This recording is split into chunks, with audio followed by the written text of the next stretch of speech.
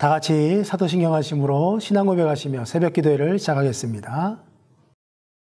전능하사 천지를 만드신 하나님 아버지를 내가 믿사오며 그 외아들 우리 주 예수 그리스도를 믿사오니 이는 성령으로 잉태하사 동정녀 마리에게 나시고 본디오 빌라도에게 고난을 받으사 십자가에 못 박혀 죽으시고 장사한 지 사흘 만에 죽은 자 가운데서 다시 살아나시며 하늘에 오르사 전능하신 하나님 우편에 앉아 계시다가 저리로서 산자와 죽은 자를 심판하러 오시리라.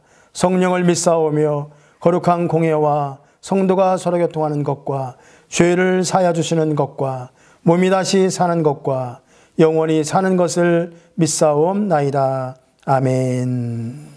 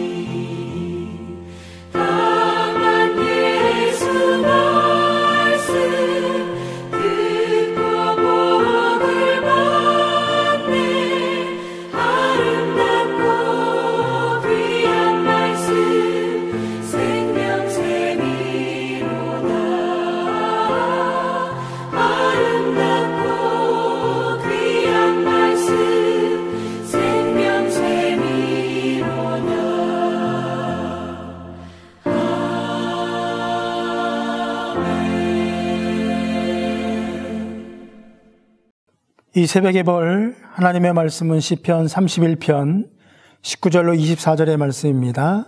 제가 봉독해 드립니다.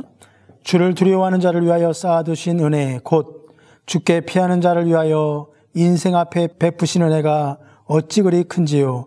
주께서 그들을 주의 은밀한 곳에 숨기사 사람의 꾀에서 벗어나게 하시고 비밀이 장막에 감추사 말 다툼에서 면하게 하시리이다. 여호와를 찬송할지어다. 견고한 성에서 그의 놀라운 사랑을 내게 보이셨음이로다. 내가 놀라서 말하기를 주의 목전에서 끊어졌다 하였사오나 내가 주께 부르짖을 때에 주께서 나의 간구하는 소리를 들으셨나이다. 너희 모든 성도들아 여호와를 사랑하라. 여호와께서 진실한 자를 보호하시고 교만하게 행하는 자에게 엄중히 갚으시느니라. 여호와를 바라는 너희들아 강하고 담대하라. 아멘.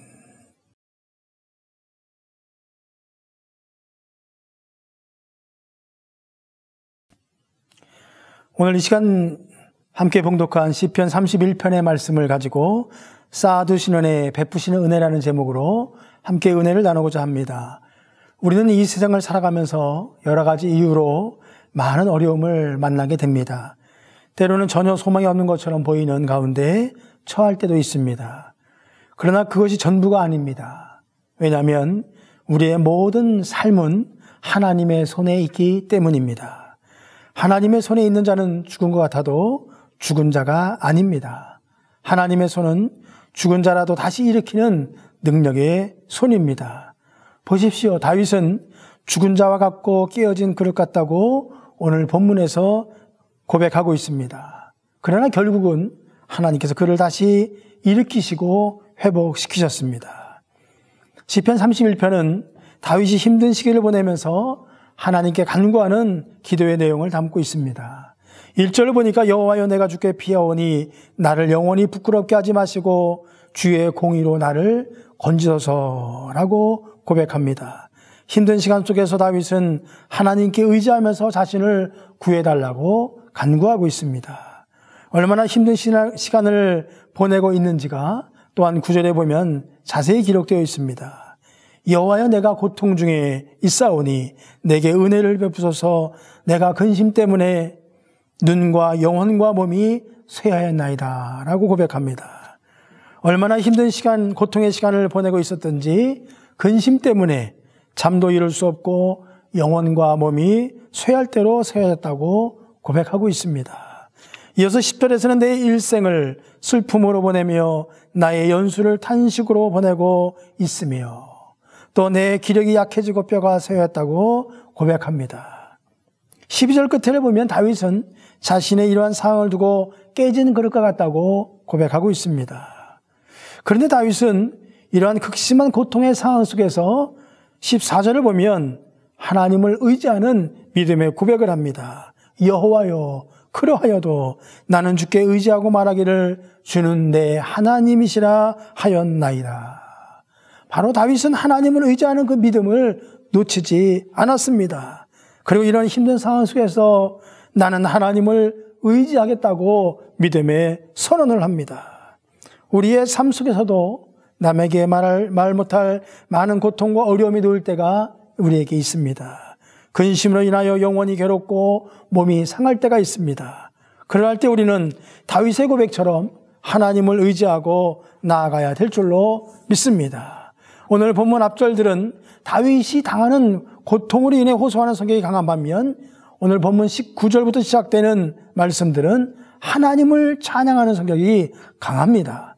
이처럼 시의 분위기가 완전히 달라지게 된 것은 다윗이 자신의 시대가 하나님의 손에 있다고 하는 확고한 믿음에 근거하여 하나님이 자신의 간구를 들으시고 자신을 원수의 대적에게서 구원하여 주실 것이라는 믿음의 확신을 가졌기 때문입니다.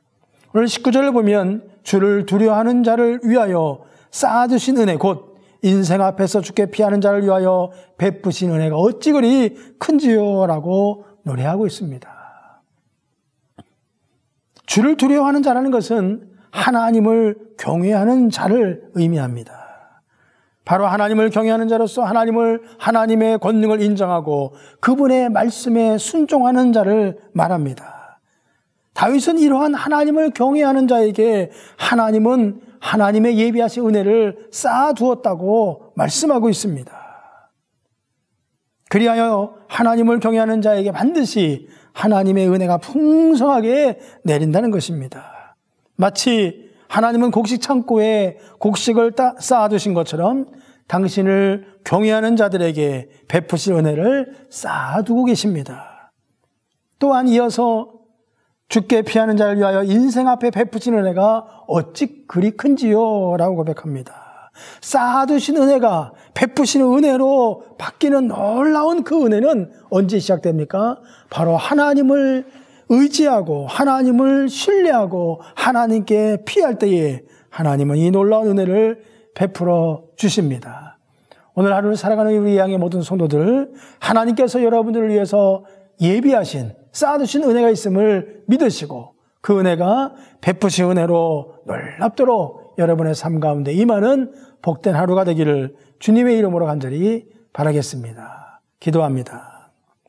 사랑의 하나님, 이 생을 살아가면서 여러 가지 이유로 많은 어려움을 겪기도 하고 또 때로는 삶에 소망이 없는 것처럼 그러한 어려움에 처할 때도 있지만 그럼에도 불구하고 하나님의 손이 우리를 놓지 않고 우리를 포기하지 않고 끝까지 우리를 붙잡고 있다는 사실을 우리가 깨닫게 하시고 그 믿음으로 살아갈 수 있도록 은혜 베풀어 주옵소서.